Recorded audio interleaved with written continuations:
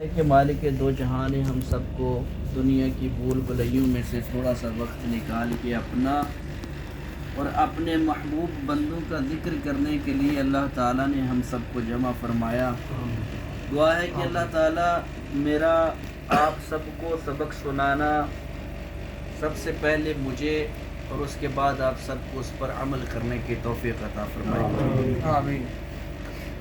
اس میں کوئی شک نہیں کہ یہ دنیا جو ہے یہ فانی ہے۔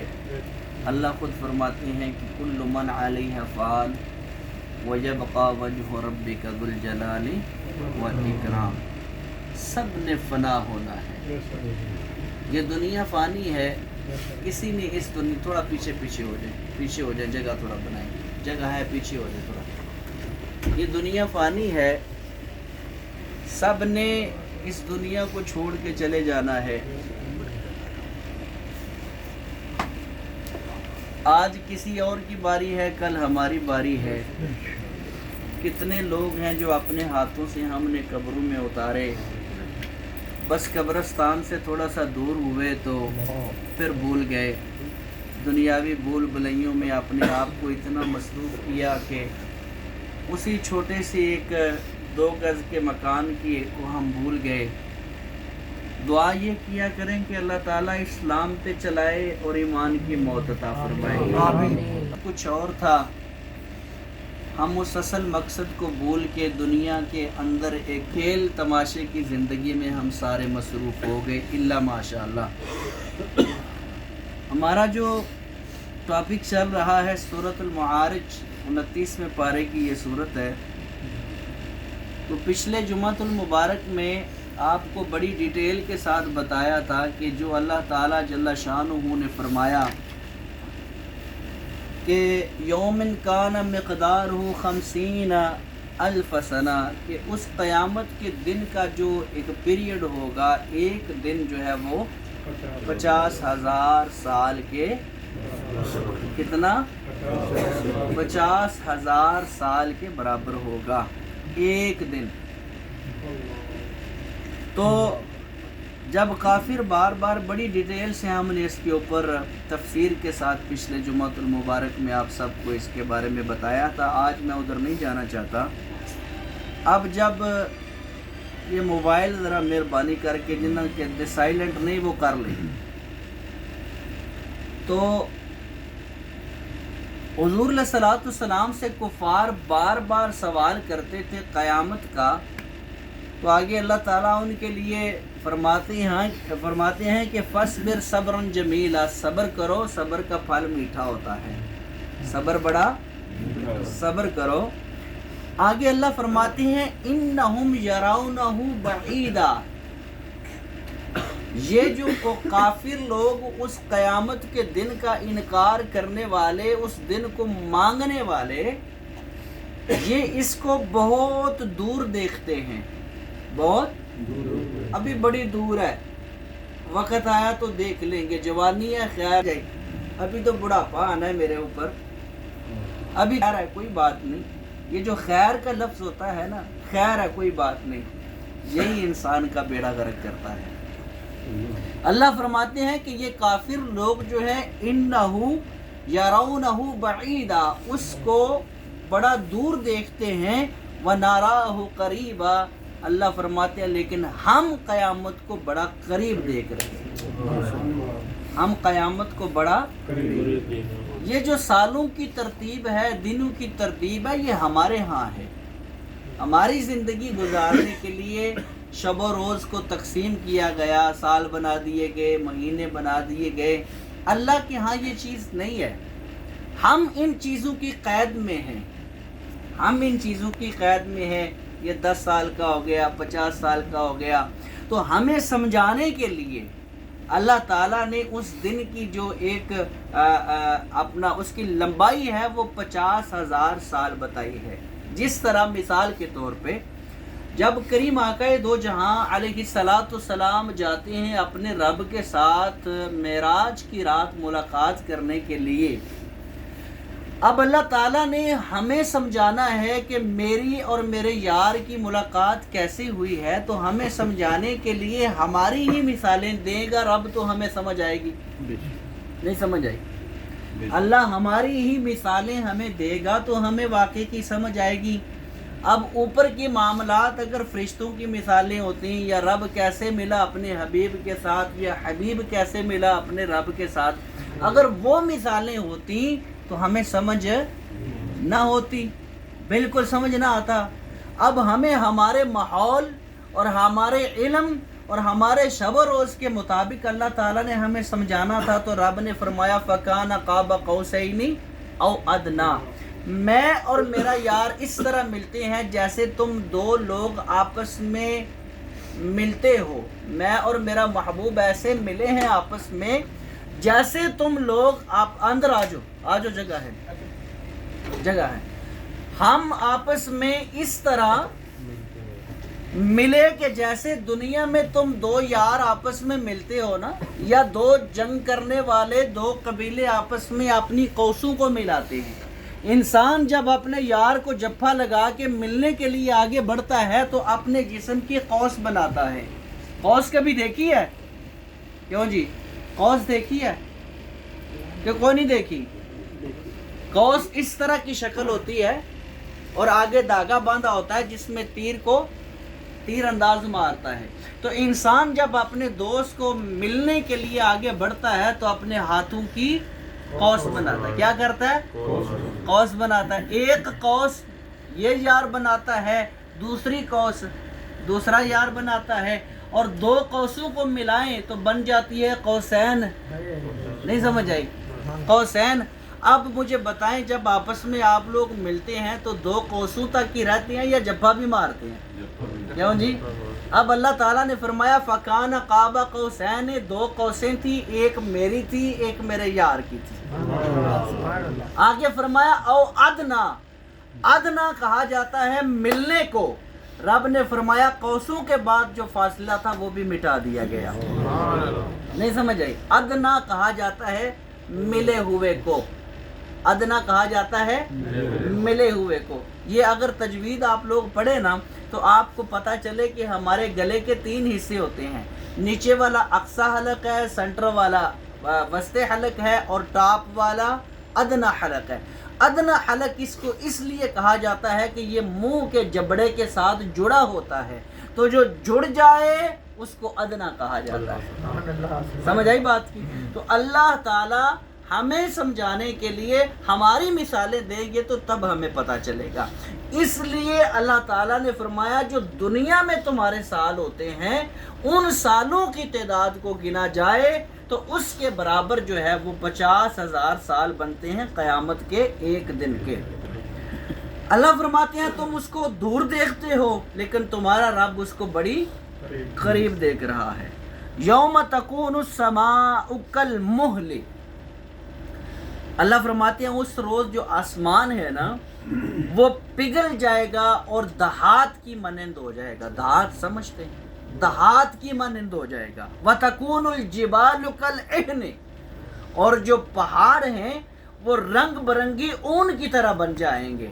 کتنا بڑا پہاڑ ہے، انسان دیکھ کے جو ہے وہ اس کی حیرت گم ہو جاتی ہے۔ کبھی پہاڑ بھی یہ اپنی جگہ سے ہل سکتا ہے، لیکن جب رب کی طرف سے کن کا لفظ آئے گا تو یہی پہاڑ روئی کی طرح اڑیں گے۔ جو تو کلاسیں قرآن کی ترجمہ تفسیر کی جن شروع سے جو لے رہے ہیں ان کو ان باتوں کا پہلے بتا چکا ہوں کہ یہ سارے پہاڑ اڑ کے سمندروں کی طرف چلے جائیں گے اور سمندر سارا جو ہے وہ مٹی سے پہاڑوں سے بھر دیا جائے گا، پوری زمین کو ہموار کر دیا جائے گا۔ یہ قیامت کے وہ ہولناک منظر ہوگا، پہاڑ روئی کی طرح اڑیں گے۔ آگے اللہ تعالیٰ فرماتے ہیں وَلَا يُسْأَلُ حَمِيمٌ حَمِيمًا، اور کوئی جگری دوست، آج ہم ایک دوسرے پہ جان نچھاور کرنے کے لیے بڑے بڑے جھوٹے دعوے کرتے ہیں نا، یار کا یہاں پتہ چلتا ہے۔ اللہ فرماتے ہیں کوئی جگری دوست اس دن قیامت کے دن کسی جگری یار کا حال نہیں پوچھے گا۔ نہیں سمجھ آئی؟ کوئی یار کسی یار کا حال نہیں پوچھے گا۔ ہر ایک کو اپنی اپنی پڑی ہو، ہر ایک کو اپنی اپنی پڑے گی. یہ تو میں اور آپ زید اور بکر ہیں. آدم علیہ السلام کے پاس جب ساری قومیں امتیں اکٹھی ہو کے جائیں گی، کہیں گی کہ آپ ہمارے بابا ہیں، اللہ کے سامنے جائیں تو آپ بابا بھی ہاتھ جوڑیں گے. آج رب اتنے جلال میں ہے، میری جرت نہیں ہے جاؤں. وہ جو لاڈلے نبی موسیٰ علیہ السلام ہیں، جن کی رب ہر بات کو مانتا تھا، ان کے لاڈ رب پوری زندگی لڑاتا رہا، وہ سیدنا موسیٰ علیہ السلام بھی جواب دیں گے کہ آج میں رب کے سامنے نہیں جا سکتا.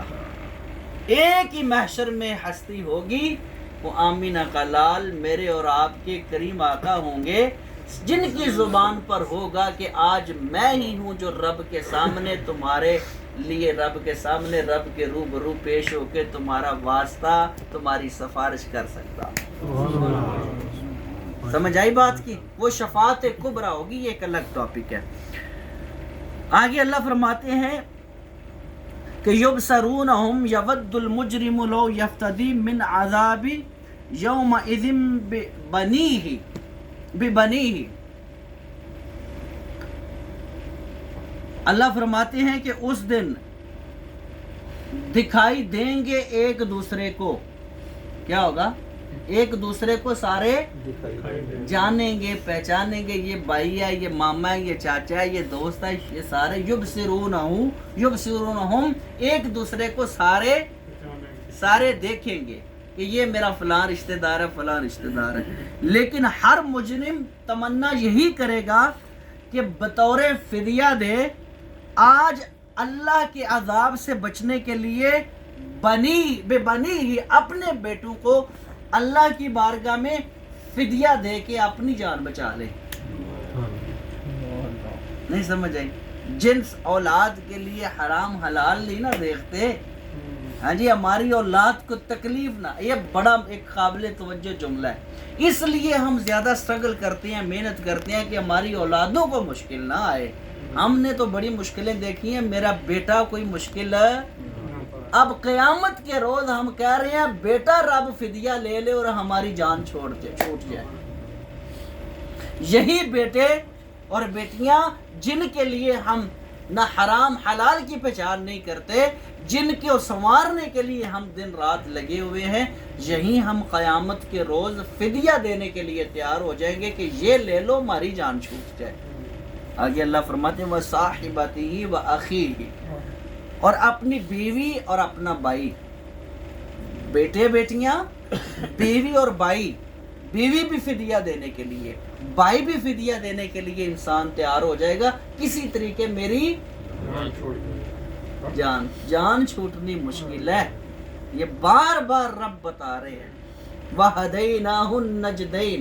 اللہ دو راستے ہمیں بار بار دکھاتے ہیں، یہ اچھا ہے، یہ برا ہے، یہ اچھا ہے، یہ برا ہے. تو یہاں پھر اللہ فرماتے ہیں جو پھر برے راستے پہ چلیں گے ان کا یہ حشر ہوگا. آگے اللہ فرماتے ہیں وَفَصِيلَتِهِ الَّتِي تُؤْوِيهِ. اللہ فرماتے ہیں اپنے خاندان کو جو ہر مشکل میں اسے پناہ دیتا تھا. یعنی جب بھی کوئی مشکل آتی تھی خاندان والوں کو پناہ دیتا تھا. اب وہ خاندان والے بھی فدیہ دینے کے لیے تیار ہیں کہ میرا سارا کوئی خاندان لے لے، میرے بیوی بچے لے لے. آگے فرمایا وَمَنْ فِي الْأَرْضِ جَمِيعًا ثُمَّ يُنْجِيهِ. اور بس چلے، اگر اس کا بس چلے تو جتنے لوگ زمین پر ہیں، جتنی دنیا اقوام عالم میں، جتنے دنیا میں زمین پر لوگ موجود ہیں، سب کو یہ فدیہ دے، لیکن پھر بھی اس کو کوئی ہرگز بچا نہیں سکے گا. اگر وہ ساری دنیا کے انسان بھی فدیہ دے دے، بیوی بچے بھی، اولاد بھی، سارا کچھ دے دے، لیکن ایسا ہرگز نہیں ہوگا کہ اس کو کوئی بچا لے. رب کے قہر و جلال سے کوئی بچا نہیں سکتا. یہ کس کے لیے ہے؟ یہ کافروں کے لیے ہے اور منافقوں کے لیے یہ رب نے پیغام دیا ہے کہ جو منافق ہوں گے. اب منافقوں کی بھی کئی قسمیں ہوتی ہیں، سمجھ آئی؟ منافق کئی اقسام ہیں منافقوں کی، احادیث میں جو مشہور 3 ہیں، حضور علیہ السلام نے فرمایا آیت المنافق ثلاث، منافق کی 3 نشانیاں ہیں، اذا حدث کذب، جب بولے گا جھوٹ بولے گا، وَإِذَا وَعَدَ خِلَافًا، جب وعدہ کرے گا وعدہ خلافی کرے گا، وَإِذَا تُؤْمِنَ خَانَ، جب کوئی وعدہ کرے گا تو اس کی وعدہ خلافی کے بعد تیسرے نمبر پہ فرمایا کہ جب اس کے پاس تم کوئی امانت رکھو تو تمہاری امانت کو ہڑپ کر جائے گا، کھا جائے گا امانت۔ امانت ہے، امانت ضروری نہیں مال پیسہ ہو، امانت آپ بات بھی کسی کے پاس رکھتے ہیں، کوئی بات بھی کسی کو سناتے ہیں، یار یہ میری راز کی بات ہے، یہ اپنے پاس رکھنا، کسی کو نہ دینا، اس میں بھی اگر کسی کو بتائیں گے تو خیانت ہو جائے گی۔ سمجھ آئی بات کی؟ آگے فرمایا کلا انہا لظا، بے شک آگ بڑک رہی ہوگی، یہ اس دن 50,000 سال والے دن کی بات ہے، آگ ہر طرف بڑک رہی ہوگی، نزاعۃ للشوا، اور اس دن وہ جو آگ ہے وہ انسان کے جسم کے گوشت کو نوچ لے گی، انسان کے جسم کے گوشت کو نوچ لے گی۔ اچھا ایک بات یہاں نقطہ بڑا قابل توجہ ہے کہ انسان کبھی کبھار انسان کے دائیں بائیں بازو پہ، جسم پہ، ٹانگوں پہ، کندھوں پہ، پیٹ پہ کوئی ایسا زخم بڑے بڑے ہو جاتے ہیں جس سے انسان مرتا نہیں ہے، رہتا زندہ ہے لیکن وہ مریض بن جاتا ہے، فالج کا اٹیک ہو جاتا ہے۔ اللہ تعالیٰ ہر قسم کی بیماری سے سب کو محفوظ فرمائے۔ تو اس طرح کی بیماریاں انسان کو مارتی لیکن مفلوج اتنا کر دیتی ہیں کہ انسان بے بس ہو جاتا ہے، اس کو کہتے ہیں کہ محتاجی۔ ہمیشہ دعا کیا کرو کہ اللہ تعالیٰ محتاجی سے بچائے۔ محتاجی صرف پیسے کی نہیں ہوتی، اس سے بڑھ کے یہ محتاجی ہے کہ جب انسان اٹھ کے پاخانہ نہ کر سکے، انسان کو پیمپر لگایا، جو بچوں کے لیے پیمپر نکلے ہیں وہ بوڑھے کو لگایا جائے۔ دعا یہ کیا کرو اللہ چلتے پھرتے لے جائے اور حالت ایمان میں لے جائے، یہ محتاجی بہت بری چیز ہے۔ تو انسان کا جسم مفلوج ہو جائے، رہتا وہ زندہ ہے لیکن موت مانگتا ہے کہ اللہ مجھے مار دے، تو قیامت والے دن جب عذاب اللہ تعالیٰ کا ہوگا، کافروں کو اور منافقین کو، مشرکین کو، مجوسیوں کو جب عذاب ہوگا تو جسم ان کا نوچ لیا جائے گا، رہیں گے زندہ، رہیں گے۔ تو پھر اللہ تعالیٰ قرآن کی دوسری آیت میں فرماتے ہیں کہ پھر یہ موت کی تمنا کریں گے، اللہ ہمیں مار دے، لیکن اللہ فرماتے ہیں اب موت، کیونکہ موت کو تو موت آ چکی ہے، موت کو بھی تو ذبح کر دیا گیا ہے، اب کسی کو موت، اب جس حالت میں ہو اسی حالت میں رہنا ہے۔ ہاروت ماروت کا قصہ آپ لوگوں نے سنا ہوگا، نہیں سنا؟ بہت سارے لوگوں نے سنا کیونکہ کافی دفعہ میں نے سنایا ہے۔ ہاروت ماروت کا چھوٹا سا آخری جو کلپ ہے میں آپ کے سامنے رکھتا ہوں۔ وہ ہاروت ماروت فرشتے تھے، اللہ تعالیٰ کی طرف سے زمین پر آئے، کبھی موقع ملا تو اس پر پھر گفتگو کریں گے۔ تو جب انہوں نے بھی بڑا دعویٰ کیا تھا کہ ہم فرشتے ہیں، یہ انسان غلط کام کرتا ہے، ہم زمین پر جائیں گے تو نہیں کریں گے، غلط کام ہو گئے ان سے، زنا بھی ہوا، شرابیں بھی پی، قتل بھی کیا، سارے کام کیے ہاروت ماروت نے۔ تو جب سزا کا وقت آیا تو کنویں میں جب الٹا لٹکانے لگے تو پھر رب کی طرف سے آواز آئی، ہاں میں منع کرتا تھا نا کہ انسان مت بنو، فرشتے ہی رہو تو اچھا ہے، اب بتاؤ کیا کرنا ہے۔ اب ایک چھوٹا تم لوگوں کو، دونوں کو، ہاروت اور ماروت کو، کہ دنیا میں عذاب لینا ہے یا آخرت کا لینا ہے، دنیا کا لینا ہے یا، انہوں نے کہا مالک آخرت تو ختم نہیں ہونے والی، ہمیں دنیا میں دے دے۔ ان کو الٹا لٹکا دیا گیا کنویں میں، نیچے اللہ کی قدرت سے آگ لگا دی گئی، ابھی بھی وہ کنویں میں موجود ہیں، عراق کی سرزمین پر موجود ہیں، بابل کی سرزمین پر موجود ہیں، لیکن سب کی آنکھوں سے اوجھل ہیں، کسی کو نظر نہیں آتے، عذاب میں آج بھی مبتلا ہے، قیامت والے دن ان کی معافی ہو جائے گی۔ قیامت، کیونکہ ان کو پتہ ہے، فرشتوں کو علم ہے کہ دنیا تو پھر بھی ختم ہو جائے گی نا، کیوں جی؟ جب صحابہ حضور سے کچھ مانگتے تھے نا تو صحابہ کہتے تھے حضور جنت میں یہ چاہیے، جنت میں چاہیے. کبھی صحابہ نے نہیں مانگا یہ سرکار ادھر چاہیے. وہ سرکار پوچھتے تھے کہ ادھر کیوں نہیں مانگتے؟ کہتے تھے یا رسول اللہ ادھر مانگ کے فائدہ کیا، یہ تو ختم ہونے والی زندگی ہے. ہاں جی. تو ہم اتنے مضبوط محل گھر سارا کچھ اتنا مضبوط بناتے ہیں. ابراہیم علیہ السلام کے بارے میں غالباً روایت پڑھی ہے کہ جب اسرائیل آئے نا تو پوچھا کہ حضرت آپ ایک یہ چھوٹی سی وہ جو گیم نما وہ کھجور کے چالوں کا وہ بنا ہوا تھا چھوٹا سا ایک جو گی نما گھر، تو پوچھا کہ حضرت آپ نے کوئی گھر بار نہیں بنایا؟ آپ نے فرمایا ساری عمر تیرا ہی انتظار کرتا رہا ہوں. سبحان اللہ. بنا لوں گا تو کس لیے بناؤں گا، تیرا ہی انتظار تھا، تو آ گیا چل چلتے ہیں. نہیں سمجھ آئی؟ تو بڑے بڑے مضبوط محل، یہ حرام نہ حلال نہ جان نہ پہچان کھڑے کر دیے ہم نے، چھوڑ کے چلے جائیں گے. عیاشی کوئی کرے گا، حساب ہم نے دینا ہے. کہاں سے آیا تھا پیسہ؟ دیکھیں اچھا گھر بنانے سے ہمارا اسلام منع تو نہیں کرتا نا، کیوں جی؟ اچھی گاڑی رکھنے سے اسلام تو کہتا ہے وہ اچھے کپڑے پہنو، پروٹوکول میں رہو، اچھی گاڑیاں لو، اچھے ہتھیار رکھو. اسلام حکم دیتا ہے، ہماری شریعت ہمیں حکم دیتی ہے ہتھیار بھی اچھا رکھو، گاڑی بھی اچھی رکھو، گھر بھی اچھے بناؤ. لیکن شرط یہ ہے کہ حرام کا نہ ہو. شرط کیا ہے؟ انبیاء نے بھی بزنس کیے، تجارت کی، انبیاء علیہ السلام نے کیے، انبیاء نے مزدوریاں بھی کی، صحابہ نے بھی کیے. سب سے بڑے جو ہیں وہ موجد جن کو کہا جاتا ہے چیزیں ایجاد کرنے والے سیدنا ادریس علیہ السلام ہے، یوسف علیہ السلام ہے، سلیمان علیہ السلام ہے. ان کے زمانے میں ہر قسم کی ٹیکنالوجیز ایجاد ہوا کرتی تھی. ان چیزوں سے منع نہیں کیا گیا، لیکن شرط یہ ہے کہ حلال کا ہو. آگے آتے ہیں، اللہ فرماتے ہیں یہ میں نے آپ کے ساتھ شیئر کر دیا، نزاعۃ للشوا، یعنی وہ گوشت ان کا جسم کا نوچ لیا جائے گا، نیا گوشت آئے گا پھر نوچا جائے گا، لیکن ان کو موت. تدعو من ادبر وتولی، آگے فرماتے ہیں وہ بلائے گا جس نے حق سے پیٹھ پھیری اور منہ موڑا تھا. کون بلائے گا؟ آگ بلائے گی، ادھر آؤ ذرا، تم مجھے نہیں مانتے تھے، ادھر آؤ، آج میں تجھے بلاتی ہوں اپنی طرف، میں تیرے انتظار میں ہوں، میری طرف آؤ. آگے اللہ فرماتے ہیں وَجَمَعَ فَأَوْعَى، اور مال جمع کرتا پھرتا ہے اور اسے بڑا سنبھال کے رکھتا ہے. بڑا سنبھال کے رکھتے ہیں ہم مال، ایسا ہی ہے نا، بڑا پیار ہے ہمیں مال سے.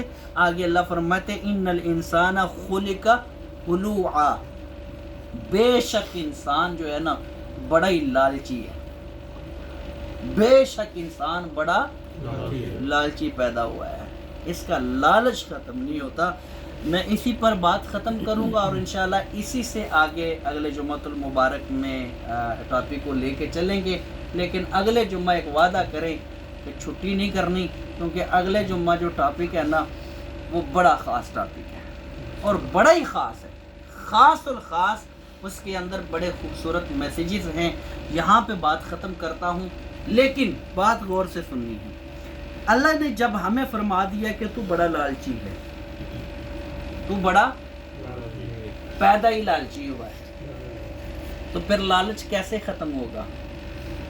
نہیں سمجھ آئی؟ جب ہم پیدا ہی لالچی ہوئے ہیں،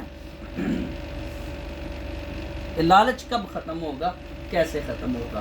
حضور علیہ السلام نے فرمایا کہ انسان جو ہے نا، انسان جو دنیا دار ہے، اس کی یہ خواہش ہوتی ہے کہ 2 وادیاں میری ہیں، کاش یہ تیسری بھی میری ہو جائے نا. 2 پہلے ہیں. وادیاں کس کو کہا جاتا ہے؟ بہت بڑے ایریے، ایک ملک کا جو ہے وہ سمجھ لیں ایک منطقے کو وادی کہا جاتا ہے. پھر وہ دوسری مانگے گا، پھر تیسری مانگے گا، لیکن اس کا پیٹ نہیں بھرے گا، الا ان لوگوں کے علاوہ جن کے بارے میں اللہ تعالیٰ جل شانہ، حضور علیہ السلام فرماتے ہیں کہ اللہ تعالیٰ اپنے اولیاء کے لیے دنیا کو کہتا ہے کہ کڑوی بن جا. اولیاء جو ہے نا، اللہ کے ولی جو کاملین ہیں، ٹھیک ہے جی، میں سب کی بات نہیں کر رہا، آج کل ہم سارے سے سب سے بڑا پیر اس کو مانتے ہیں جس کے نیچے چنگی کالی لینڈ کروزر پراڈو ہو، چنگا پروٹوکول ہو، پیر صاحب دی کبا چبا چنگا ہوئے جی، 2-4 لاکھ کا سوٹ پہنا ہو، وہ اصل پیر ہم مانتے ہیں۔ ماشاءاللہ جی، کیا بات ہے جی، ہاں جی، تے ساڈے پیر دیاں دعاواں، ہم پیر آج کل اس کو مانتے ہیں۔ میری بات سمجھ آئی ہے؟ اب دیکھنا یہ ہے کہ جس کو ہم پیر مان رہے ہیں، لینڈ کروزر اس کے نیچے ہے، 6 کروڑ کا اس کا گھر ہے، یورپ کے اور برطانیہ کے، امریکہ کے ویزے ہیں پیر صاحب کے پاس، دیکھنا یہ ہے کہ پیر صاحب کی کمائی محنت کی ہے یا مریدوں کے خرچے ہیں۔ میری بات کی سمجھ آئی ہے؟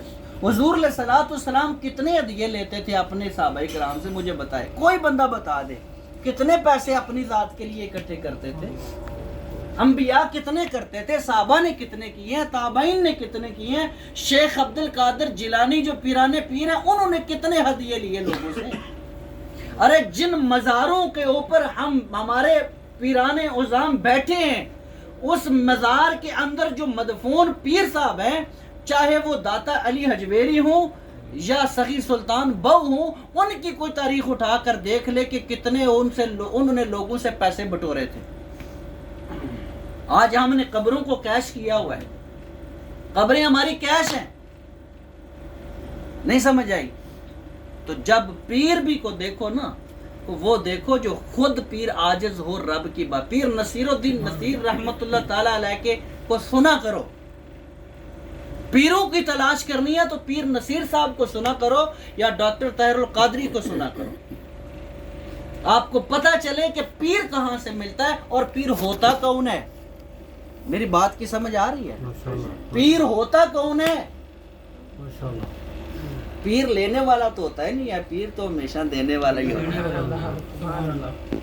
تو جو لینے والا ہو وہ پیر تھوڑا ہی ہوتا ہے۔ میرا ٹاپک باہر جا رہا ہے، اپنی گلی سے باہر نکل گیا، میں اس طرف نہیں جانا چاہتا، ٹھیک ہے؟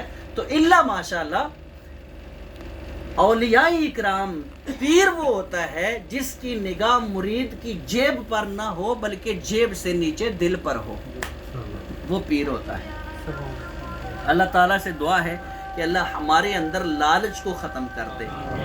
اللہ تعالیٰ اپنے کامل ولیوں کے لیے دنیا کو کہتا ہے کہ دنیا میرے ولیوں کے لیے کڑوی ہو جا، اتنی کڑوی ہو جا کہ جب وہ تیرے قریب آئیں تو تو نے کڑوی لگے وہ واپس میرے ساتھ کنیکٹ، اپنا رابطہ ٹوٹا ہوا جوڑ لے۔